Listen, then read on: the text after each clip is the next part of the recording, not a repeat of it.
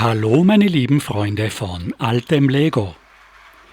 Heute machen wir weiter mit dem zweiten Teil der klassischen Legolandstadt von 1978 und 79. Das waren die ersten 2 Jahre mit den neuen beweglichen Minifiguren. In diesem abschließenden Übersichtsvideo habe ich alle 44 Sets aus diesen 2 Jahren zu einer großen Stadt zusammengestellt. Diesmal freue ich mich ganz besonders darauf, meine Lieblingssets aus der Legolandstadt zu zeigen, die wunderschönen Häuserzeilen-Sondersets der Altstadt auf den Straßenplatten. Ihr habt zwar alle Sets schon im Aufbauvideo gesehen, aber es macht mir einfach einen sehr großen Spaß, damit zu spielen. Wir werden wieder gemeinsam unsere 2 Freunde Mary und Bill aus dem Ideenbuch 6000 auf ihrer Fahrt in die Legolandstadt begleiten. Mary ist gerade noch bei der Friseurin. Die Bauanleitung und die Aufkleber für den Friseursalon sind im Ideenbuch 6000, ebenso für den Supermarkt, in dem Bill inzwischen einkaufen geht. Der Supermarkt hat viele schöne farbige Aufkleber. Draußen gibt es Blumen und Besen im Sonderangebot. Rechts ist der Ausgang und links die Eingangstür, durch die Bill jetzt in den Supermarkt hineingeht. Es gibt 3 große Verkaufsregale. Bill schaut sich alle Angebote genau an. Er nimmt eine Dose aus dem Regal und bezahlt sie an der Supermarktkasse. Dann geht er durch die Ausgangstür auf die Straße hinaus und trifft dort auch schon Mary, die von der Friseurin zurückkommt. Bill legt die eingekaufte Dose ins Auto, dann gehen die beiden zur Imbissbude, um sich mit einer Currywurst und einer Cola zu erfrischen. Der Stammgast rechts steht den ganzen Tag schon am Tresen. Der freundliche Koch bedient seine Gäste gerne.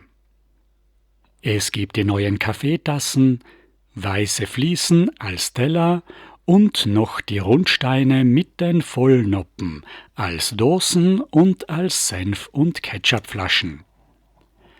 Ein kleiner Imbiss an der Snackbar ist immer ein Fixpunkt bei jedem Besuch in der Legolandstadt. Neben der Baustelle gibt es heute auch noch ein Volksfest, und so lassen Bill und Mary ihr Auto stehen und fahren mit dem Bus weiter in die Altstadt. Jetzt steht der 8-Uhr-Bus der Linie 25 auf dem Fahrplan und er fährt auch schon ein. Der Fahrkartenschalter öffnet sich auch pünktlich um 8 Uhr und es bleibt noch genügend Zeit, um eine Fahrkarte zu kaufen, bevor der Bus wieder abfährt. Das Wartehäuschen hat auf der Rückseite eine Fensterfront und im angrenzenden Ticketschalter gibt der Fahrkartenverkäufer schwarze Fliesen als Tickets aus. Bill kauft die Fahrkarte am Schalter und Mary steigt auch schon in den Bus ein. Sie macht die hintere Autotür auf und setzt sich auf den Rücksitz. Bill findet ihr gegenüber noch einen Sitzplatz. Es gibt hinten insgesamt 3 Sitzplätze für die Fahrgäste hinter dem Fahrer. Jetzt startet der Bus in Fahrtrichtung Legoland Altstadt. Neben der Bushaltestelle ist der Taxistand mit dem letzten der 8 Automodelle im 78er Stil. Das Taxischild am Dach und der Anzug des Fahrers sind schön bedruckt. Der Bus biegt in die Weetabix-Straße ein, dem ersten Doppelstraßenplatten-Sonderset von 1978, mit einem malerischen Altstadtmotiv. Wir schauen nochmal dem Bus zu, wie er um die Straßenecken fährt. In der Weetabixstraße gibt es ein zweites Busstoppschild und ein Wartehäuschen. Der Bus hält an dieser Haltestelle. Bill und Mary steigen aus. Sie möchten hier einige Besorgungen in den verschiedenen Geschäften der malerischen Altstadt machen. Die Frau, die an der Haltestelle gewartet hat, steigt in den Bus ein und er fährt schon wieder weiter.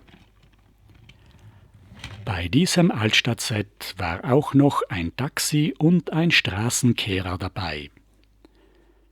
Bill und Mary überqueren die Straße und kaufen sich ein Eis. Der kleine Eisstand mit den grünen Fensterläden ist in die historische Stadtmauer der Altstadt eingebaut. Bill und Mary genießen das Eis und dann trennen sich ihre Wege. Mary geht in das blaue Geschäft mit dem großen Schaufenster und der gestreiften Markise. Es ist eines der 5 Teilgebäude dieser malerischen Häuserzeile. Mary lässt sich dort von der Verkäuferin die Sachen zeigen. Es bleibt ganz der Fantasie überlassen, was in diesem kleinen Geschäft an der Straßenecke verkauft wird. Bill muss ins Postamt auf die andere Seite und kommt am Lagerhaus vorbei. Der kleine Lastwagen hält vor dem Speicher und lädt mit der Seilwinde Waren auf. Das Seil läuft durch 2 kleine 1x1 Fenster. Es gibt keine Seilwinde, sondern das Seil wird einfach mit der Ösenplatte an den Stockwerken festgemacht. Im Erdgeschoss hat das Fachwerkhaus eine Einfahrt mit einem Torbogen, wo der Lastwagen hineinparken kann. Im ersten Stock vom Fachwerkhaus gibt es eine Werkstatt mit einer Maschine, an der der Arbeiter die Waren anfertigen kann. Mit dem Kranhaken ziehen wir die Materialien hinauf und durch die Speicherluken können wir die Fertigprodukte verladen. Es ist nicht nur ein malerisches Haus, sondern es hat auch viele Spielfunktionen. Bill begegnet auf der Straße einem Geschäftsmann und einem Polizisten.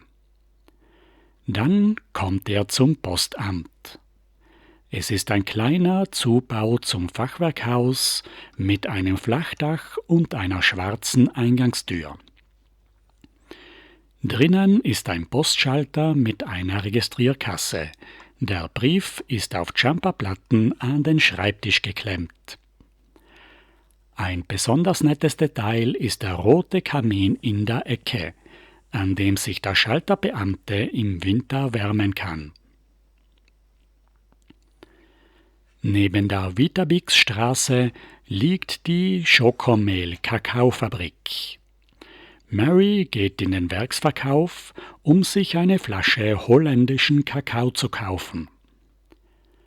Das Fabriksgebäude hat am Giebel wieder einen Kranarm mit einer Winde und einem Lasthaken.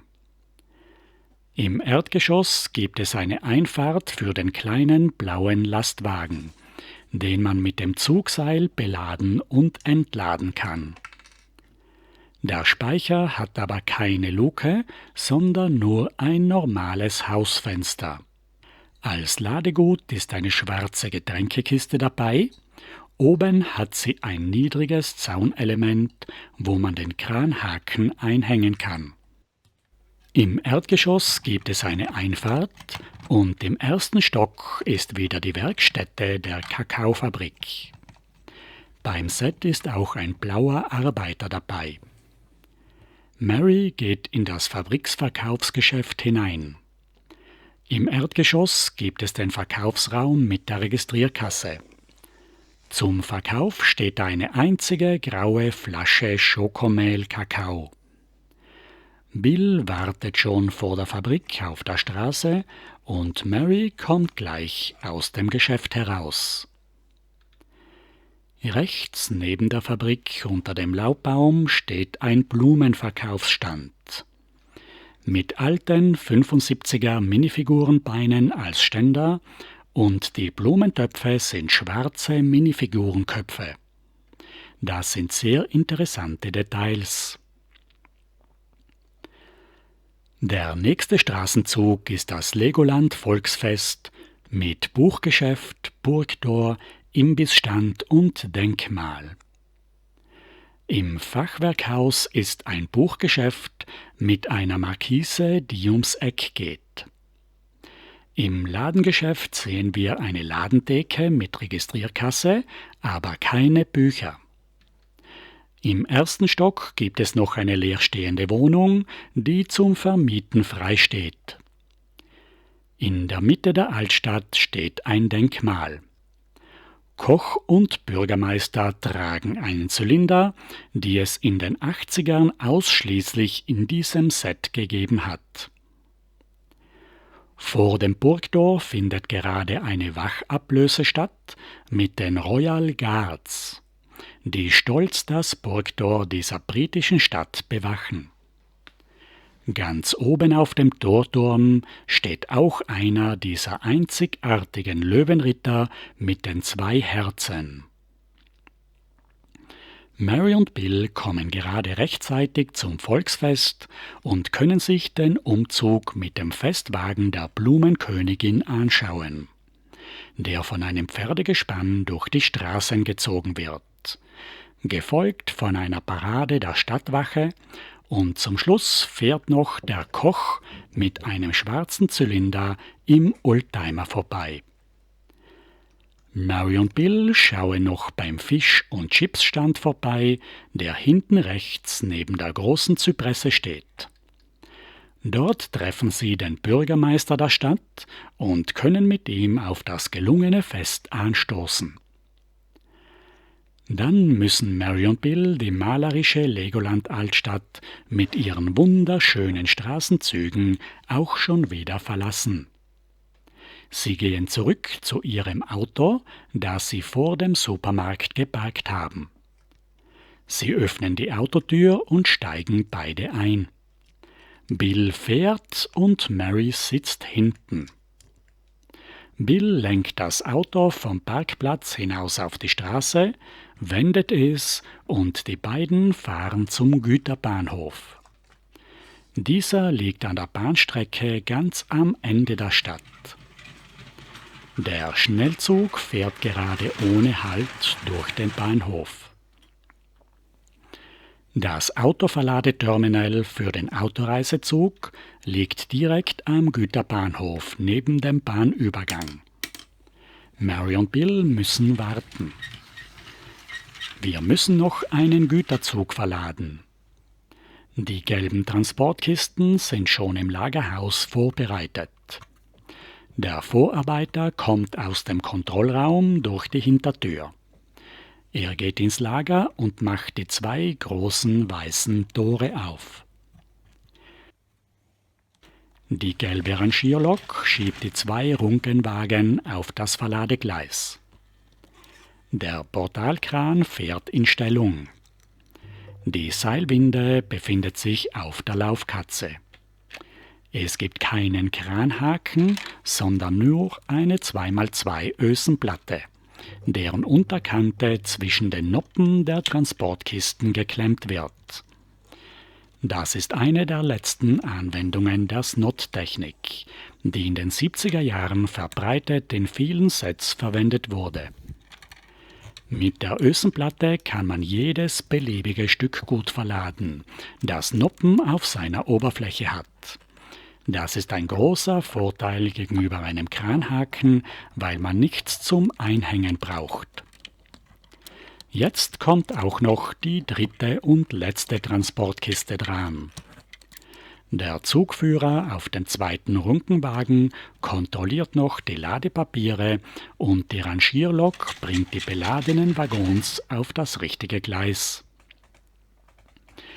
Inzwischen fährt der Zug von Mary und Bill ein. Sie warten schon an der Auffahrt zum Autoverladeterminal. Die 2 Autotransportwaggons stehen schon bereit. Der Bahnarbeiter öffnet die Tore und der gelbe Kleinwagen kann auf den hinteren Transportwaggon durchfahren. Dann kommen Mary und Bill dran und fahren mit ihrem Wagen über die Rampe auf den vorderen Waggon. Sie machen die Tür vom Personenwagen auf und Mary und Bill können gleich in den Zug einsteigen. Man kann zwar die Waggontüren aufmachen, aber das Dach geht nicht abzunehmen und es gibt keine Inneneinrichtung und keine Sitze für die Fahrgäste. Bill steigt auch aus dem Wagen und geht auf den Bahnsteig.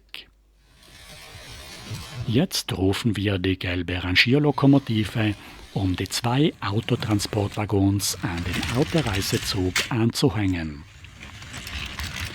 Wir ziehen die Waggons vom Stumpfgleis auf die Bahnstrecke.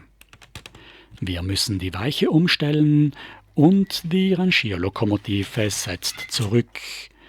Wir hängen die Autotransportwaggons ganz hinten an den Autoreisezug an.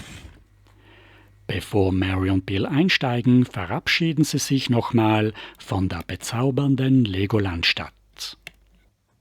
Es gibt keine Inneneinrichtung und keine Sitze für die Fahrgäste.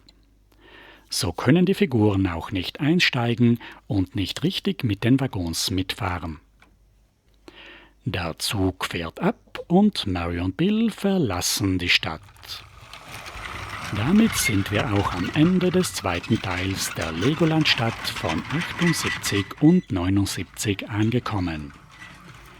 Am nächsten Freitag baue ich euch dann die Legolandstadt der nächsten 2 Jahre von 1980 und 81 auf. Danke euch allen, dass ihr alle zugesehen habt. Ich wünsche euch allen ein wunderschönes Wochenende. Auf Wiedersehen und bis zum nächsten Mal.